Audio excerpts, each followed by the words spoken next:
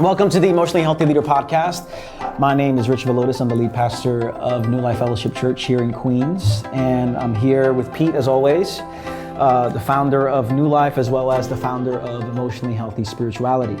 Last time we talked about limits, and what we're going to talk about today, there's a lot of overlap in terms of content and theme. We're talking about transitions and the art of letting go. Transitions and the art of letting go. And so, at different phases of our ministry life and leadership life, personal life, just living life, we're going to have to let go. And depending on how we do this, will determine a lot about our own health, the success of our churches and what have you. I thought about it as we were talking just a couple of minutes ago, like letting go. Like my daughter, Karis, 7 years old, second grade, and this is the first time she's taking school bus, you know? Yeah. And the first day, it was like, you put her on the bus, I had to let go. I used to take her every morning. And the anxiety, the sense of, is she coming back? You know, I'm letting her go here and trusting her. And that's just a little home situation, but letting go is pervasive. It's our life experience here. And so, Pete, you've talked about it, Emotionally Healthy Church, Emotionally Healthy Spirituality, in the context of like enlarging your soul. So why don't you just... I think it's a personal issue. If you think about it, we're going to die and let go completely at the end of time. So all of life is we cannot maintain anything. You mentioned you have two young children. I have 4 now, adult children, and I'm still letting go because I'm tempted to want to control their lives. They live life my way. They do spirituality my way, and none of them live life the way I want. I mean, so if I was going to run their lives, but they're doing better because they're living their lives. And I think parenting is about letting go as well, isn't it? Just like dying is about letting go. So I think the first, early books of EHS was about grief, letting go as a theology of grief and loss, applying Psalms, Lamentations, all that to a church culture as we think about churches shifting to our personal lives. I think I've grown and moved to now how it applies to all of leadership. And of course, I'm getting older. I just turned 60, which is really another letting go. Even saying I am 60, because the culture sees youth as, obviously preferable to growing older, and versus, how God sees it. And as I'm just practicing letting go. And I never had it modeled for me well.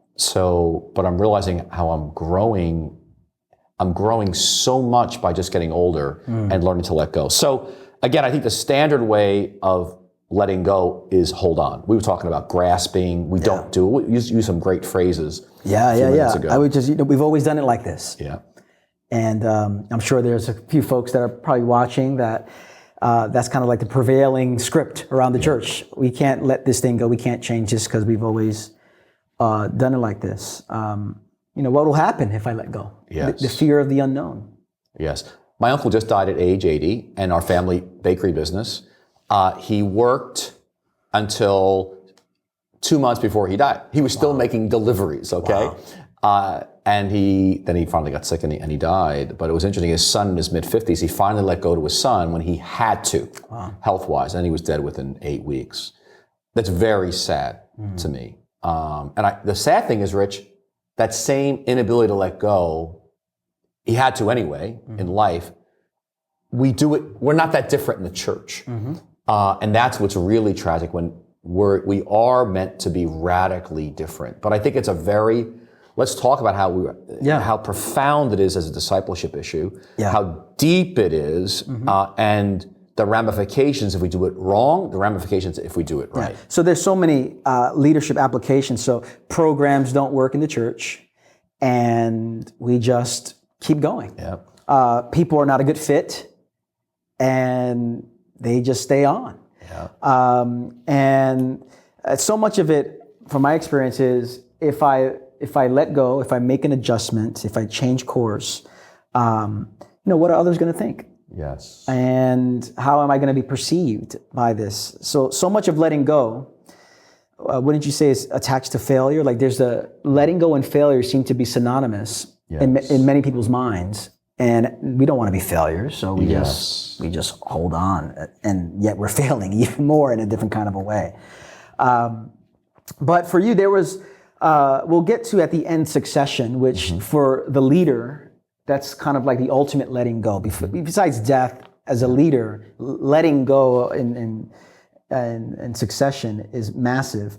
But you talk about 3 key phrases as it pertains to transitions and the art of letting go, endings, waiting. Why don't you just talk about I think that the theology is really important, that we have a biblical theology in our heads. And it's funny, Rich and I were talking about this issue before.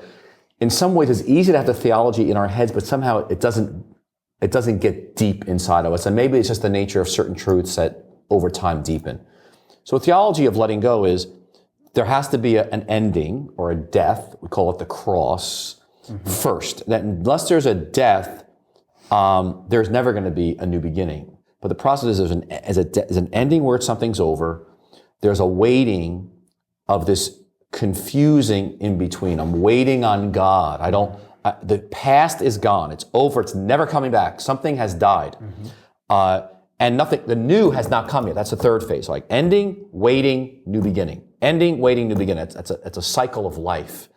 And it applies to all of life. But this waiting period is what's the most difficult, because I'll end it as long as I have a hold of the new. Yeah. The problem is it doesn't work that way. There has to be the ending, and then there's that waiting, then the new emerges. But the new is not going to emerge until something's we let it die and end. So whether it's letting somebody go in, as you did, in some positions, as you took over, that new ministry, new thing's not going to happen. And it's just very frightening to let go and actually embrace the ending. Yeah. You want to say anything else? No. I just think I had this image of at least how my family of origin did endings. It was my father, before he died, in a nursing home, and he kept shaking the bars. And, and at night especially when he fell asleep. And then I said to him, I said, Dad, why are you shaking the bars on the side of the bed? He goes, because I want to make sure I'm still here. And he said it in a firm Italian-American voice that I'm in charge. And I'm thinking, you're not, but it was very important to him to have the illusion that he could hold on. And he didn't die well, I remember, and I was very sad about it because we weren't able to do a good ending as a family, I think, because of his unwillingness to actually do the big letting go when that moment came, because we're all going to let go. Yeah. Is there anything to be said, when you brought up just family, the question we ask at New Life a lot in Emotionally Healthy Spirituality is, how did your family do that? Yeah. Because the family is that organism, that group of people that we're most deeply shaped by. That's a good question to ask. How did your family let go? How did your family do losses and letting go? And then we all know that the American Christian family, or the Western church, does not do endings well. So we know our church family, we come from a genogram or a system that doesn't do endings, doesn't do letting go. We do grasping bigger. We're looking for that life expansion. We are not celebrating deaths and endings and waiting. Too messy. So there's so many different points of application in terms of how do we let go, and then maybe we'll end a little bit about final thoughts on succession. You and I talk about silence a lot. It's part of a core spiritual formation practice for us. Yeah. But how does silence, intentional silence, contemplation, how does that affect or inform transitions and the art of letting go? Yeah, I don't know if it's possible to learn to let go in a healthy way. You will. Everybody's going to let go. Most do it against their wishes, without a strong dimension of silence and stillness, on a daily basis, letting go before the Lord. Silence is being still before God and letting go. Yeah. It's really about this, right? My hands are up. I'm letting go of the day, what's unfolding, and my ability to trust in God, because it's really about trusting that, God's got this thing. I don't, but He does. And, I'm not in charge. And so every day in silence, I am letting go. And I think that without that formation discipline being deep in us, especially as we're growing older, I think of young leaders, this needs to get firmly founded in our lives spiritually on a daily basis, that our ideas about how the world works are not God's. And we're not concerned about our self-image, preserving that. And we're getting in touch with reality. When we're silent, it's like, I like the phrase of Maggie Ross, it's like we put glasses on. And we realize, oh my gosh, it's like the glasses were on the table, and I actually picked them up, I got them on, and I'm like, oh my gosh. Like I could look at you preach, Rich, and I looked at you, 2 weeks ago preaching, and I said, oh, he's gonna die. I mean, you're on fire up there, and you're 37, you're doing phenomenal. And I'm thinking, very encouraging. I'm so happy for him, but the truth is this is the moment, I wanted to cherish the moment of what a fantastic moment we're in, because I can't hold on to that either. I can't even hold on to the experience of that service we were in, great as it was, and what God's doing at New Life, because it's all going to pass away. I mean, heaven and earth, Jesus' kingdom will not pass away, but everything we're letting go of. And I think the sense of I am in a free fall in the love of God is so intense and real, but it's very freeing, because it's like, okay. So I think that silence, and you can share about yourself too, is you're a generation behind me, and I'm definitely growing, and I feel the fruit of silence over the decades, and letting go is so much easier than what it was for me when I was, in my 30s. Yeah, I'd say briefly, I've been practicing silence for the past 15 years, and as years have gone on, especially here at New Life for the past decade, it's intensified, just the amount of time I give to silence. And over the past 2 months, I really have taken a lot of time to be with God in silence, multiple times a day. And sometimes for, 5 minutes, sometimes 10, 15 minutes, morning prayer, evening prayer. And it's hard to explain it until you get in it. Yeah.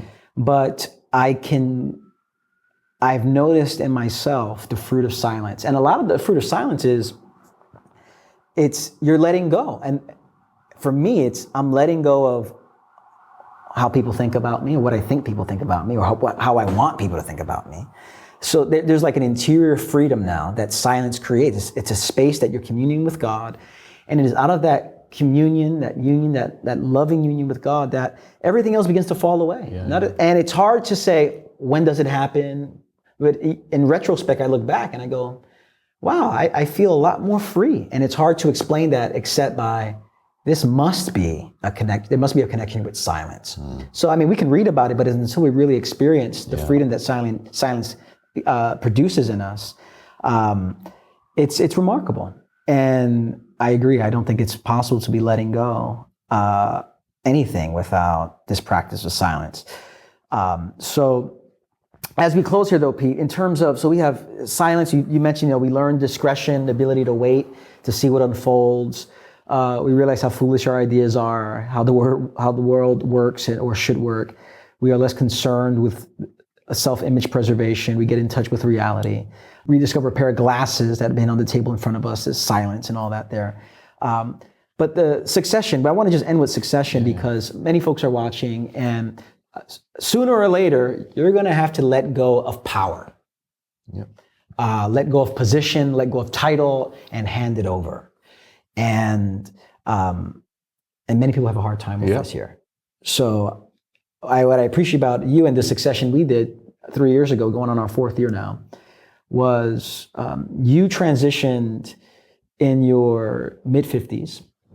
Church was at the peak in terms of attendance, in terms of what God was doing, wonderful things, and yet you transitioned. For me, it gave me a vision, a model of, there's a great time, and I don't want to superimpose our journey here on everyone else, but minimally, folks should be thinking about succession and transition much sooner than the conversation usually comes up.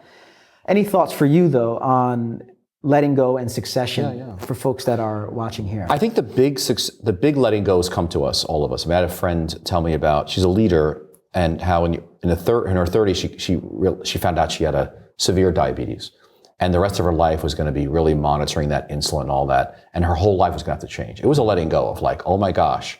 So that was a severe moment for her. I think for every pastor, leader, type A and high visionaries, the succession and letting go of our role is a big one.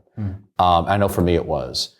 And the word terrifying or fear, as you hit it already, is probably the biggest reason we don't let go, because we actually are afraid, what is God going to do? So it's touching a core of, can I trust God? Is God good? But for me, the succession, letting go after 26 years, and we had a 4-year process, but not knowing, I could not control how it was going to turn out. I remember journaling a bit. Of course, I hoped it would turn out fantastic, but I knew that it might not. And that Jerry and I were very aware, even though we had a nice build-up, and I never forget Jerry saying the week before, hey, we need to say, I know it's going great, we're happy, but we're willing to ourselves to leave if we find out that they'd rather prefer that we're not around. And holding it very lightly the whole time. And I think that was our posture, and it was a great, I can't tell you what a growth moment it was for me personally. As you know, Rich, the day you were installed, something changed in the atmosphere. And I think you felt it, I felt it, the whole church felt it. Yeah. I think for me, what was so significant was how glorious it was. And I think the fruit of letting go that there's actually life, that out of death comes resurrection. I feel like, boy, did I learn that lesson. Like you learn God is faithful, like we give money, God's faithful. I realized, no, in dying and letting go is life.